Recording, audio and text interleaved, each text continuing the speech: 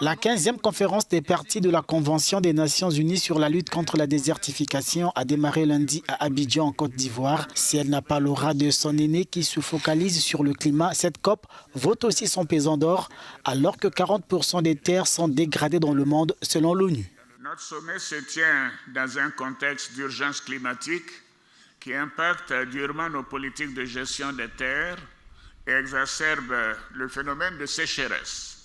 Il se tient également à un moment où nos économies sont fragilisées par les impacts de la Covid-19 et subissent plein fouet les effets du drame qui se joue en Ukraine. La désertification et la sécheresse sont source de migration et de conflits intercommunautaires en raison de la compétition autour des ressources naturelles en constante diminution.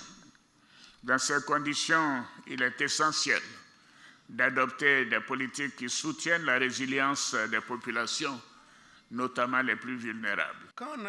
Une résilience qui passera par exemple par le projet de la Grande Muraille Verte qui vise à restaurer 100 millions d'hectares de terres arides en Afrique d'ici à 2030 sur une bande de 8000 km allant du Sénégal à Djibouti.